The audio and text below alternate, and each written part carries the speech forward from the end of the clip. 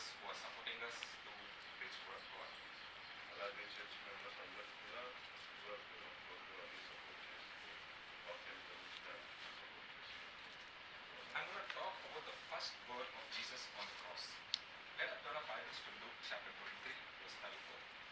నేను ఈరోజు దేశప్రభు శిలువ మీద పలికిన మొదటిగా మాట గురించి మాట్లాడుతున్నాను. బైబిల్ వాక్యం నేర్చుకున్నప్పుడు Luke chapter 23, verse 34. లూకాసు వార్త 23:34. Jesus said, Father, forgive them, for they do not know what they are doing. And they divided up his clothes by his casting lots. He said, Father, forgive them, for they do not know what they do.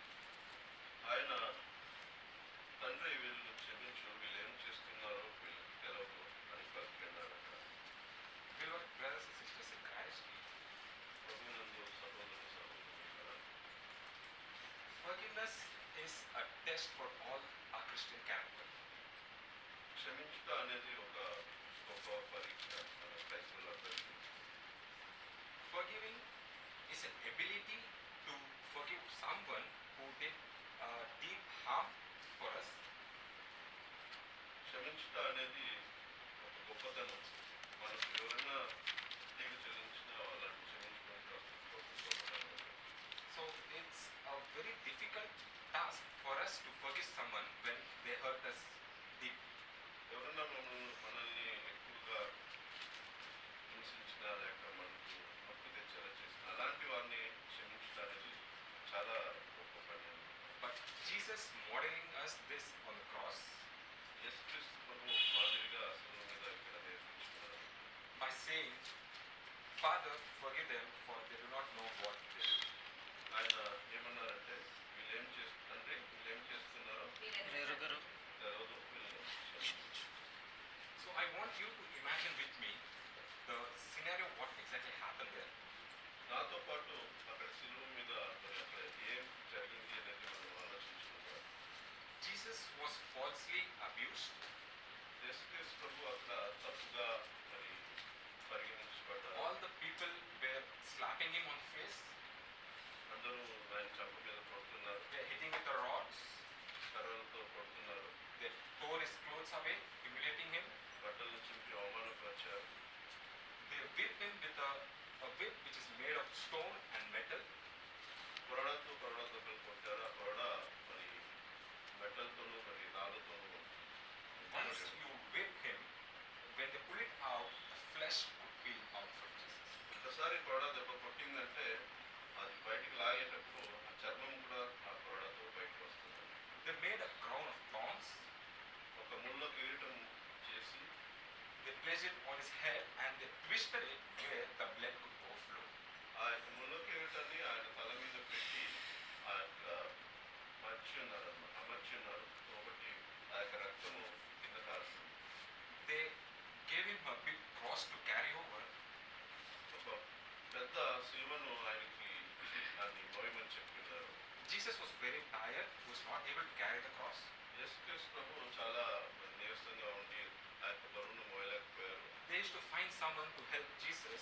They brought Simon the Syrian.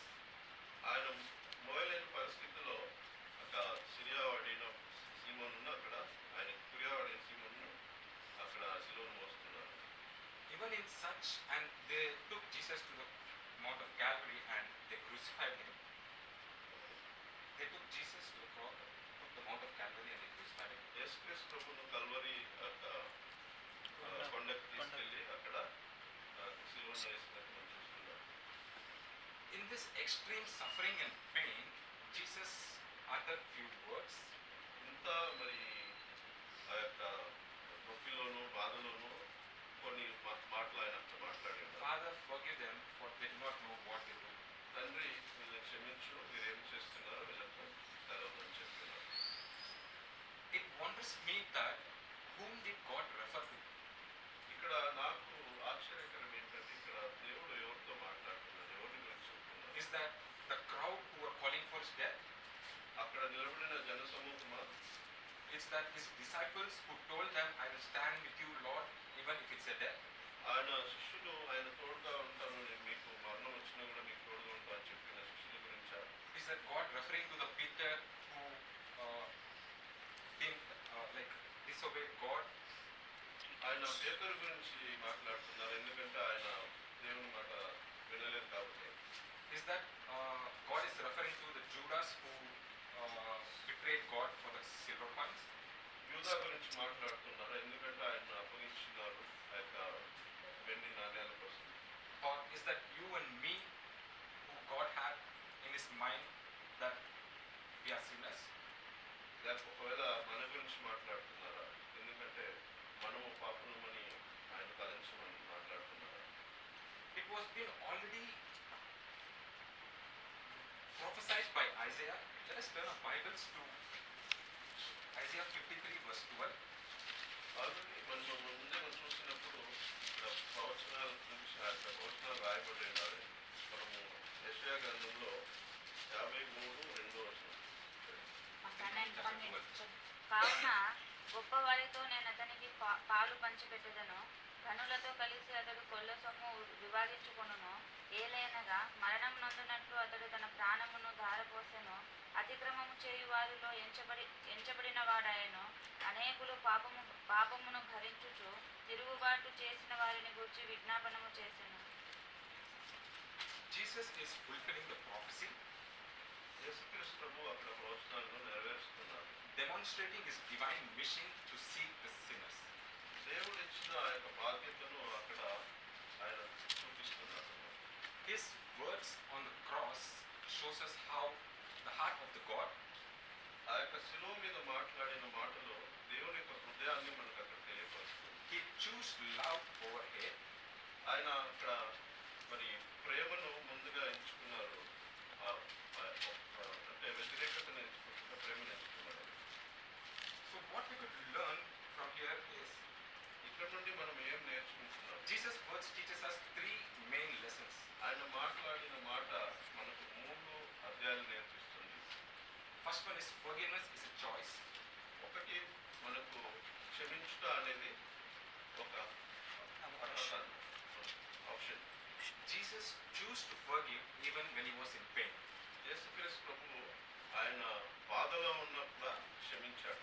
Yes, my dear brothers and sisters, నా యొక్క సహోదరి సహోదరులారా, if there would be someone in your life, మీ యొక్క జీవితంలో కూడా ఇలాగ ఎవరైనా ఉండొచ్చు. it could be your spouse, your husband, మీ యొక్క భార్య ఉండొచ్చు, మీ యొక్క it could భర్త be your ఉండొచ్చు, parents, it could be your children, మీ యొక్క తల్లిదండ్రులు ఉండొచ్చు, మీ యొక్క పిల్లలు ఉండొచ్చు, it could be your pastor, it could be your friend. మీ యొక్క పాస్టర్ గారు ఉండొచ్చు, మీ యొక్క స్నేహితులు ఉండొచ్చు. They have humiliated you, they have brought a pain for you. వాళ్ళు మీకు చాలా బాధను కలిగించున్నారు. But what do you choose? మీరు ఏం చేస్తున్నారు? వాళ్ళు మీకు ఇంత అవమానం కలిగించి బాధ కలిగినప్పుడు మీరు ఏమి నేర్చుకుంటారు? What do you choose? Jesus has set an example by choosing forgiveness. ఆయన అక్కడ క్షమాపణ అనేది ఆయన ఎంచుకున్నారు అనమాట. Yes, we do have pain when someone hurts us. మనకు బాధ కలుగుతుంది కదా, ఎవరన్నా మనల్ని బాధ కలిగించడానికి ప్రవర్తిస్తే మనకు చాలా బాధ కలుగుతుంది కదా. Are we standing with God? మనం అప్పుడు అలాంటి పరిస్థితుల్లో దేవుడితో నిలిచి ఉంటున్నామా? Are we trying to follow what Christ did? ఒకవేళ దేవుడు మాదిరిగా ఆయన ఎంచుకొని ఆయన చేసిన లాగా మనం కూడా చేస్తున్నామా? Is a question which remains for us. ఇది ఒక ప్రశ్న మనకు మిగులుస్తుంది. The second thing, let's see, forgiveness is unconditional. రెండవదిగా మనం చూస్తుంటే క్షమించుట అనేది దానికి ఒక కొలువు ఉండదన్నమాట. Jesus did not wait for anyone to come and ask sorry for it. ఆయన అక్కడ ఎవరి గురించి కూడా వేచి ఉండలేదు, ఎవరైనా వచ్చి క్షమాపణ చెప్తారా అని. But Jesus forgave them first. ఆయనే ముందుగా క్షమించడం, ఆయన క్షమించున్నారు. Are we waiting for someone who's going to ask sorry for what they have done? మనము ఒకవేళ వాళ్ళు తప్పు చేసి మనం బాధ పెట్టిన వాళ్ళు ముందుగా వచ్చి మనకు క్షమాపణ చెప్తున్నారని మనం చూస్తున్నాము. But Jesus chose to forgive them first. కానీ అక్కడ యేసుక్రీస్తు ప్రభు ఏం చేశారంటే ఫస్ట్ ఆయన మొదటిగా ఆయనే క్షమించున్నారు. The third thing what we see is forgiveness is divine. మూడవదిగా మనం చూస్తుంటే క్షమించుట అనేది ఒక దైవత్వం అన్నమాట. Humanly speaking, it is very difficult for us to forgive someone. మనుషులుగా మనం ఉన్నప్పుడు మనం మాట్లాడేటప్పుడు ఒకరిని క్షమించడం అనేది చాలా గొప్ప పని అన్నమాట. When when you bring everything to God, we can do it. మనం అన్ని దేవునిలో ఉంటే మనం ఇది చేయగలుగుతాం. Forgiveness is not of removing pain from you. క్షమించుట అనేది మీలో ఉండే బాధని తొలగించడం కాదు. It's removing your bitterness from you మీలో ఉండే ఒక చేదుదనాన్ని తొలగించుట and keep your hearts healed by God. మీ యొక్క హృదయాలను దేవుడితో మరి శుద్ధీకరించు. True forgiveness leads to peace in your heart. నిజమైన క్షమాపణ మీకు సమాధానం కలుగుతుంది. As we have pain in our hearts when someone hurts us, అవును, ఖచ్చితంగా మనకు బాధ కలుగుతుంది ఎవరన్నా మనల్ని బాధ పెట్టి ప్రవర్తించడం. Jesus had this extreme suffering and pain in himself, but he chose to forgive. ఆయనకు ఎంతో బాధ కలిగినా కూడా ఆయన ఆ యొక్క అవన్నీ ఎంచుకోకుండా క్షమాపణ ఎంచుకున్నారన్నమాట. To live a Christian life is to carry his cross. మనము ఒక క్రైస్తవ జీవితము జీవిస్తూ ఆయన శిలువను మోయాలంటే Not only his cross, but his pain and suffering.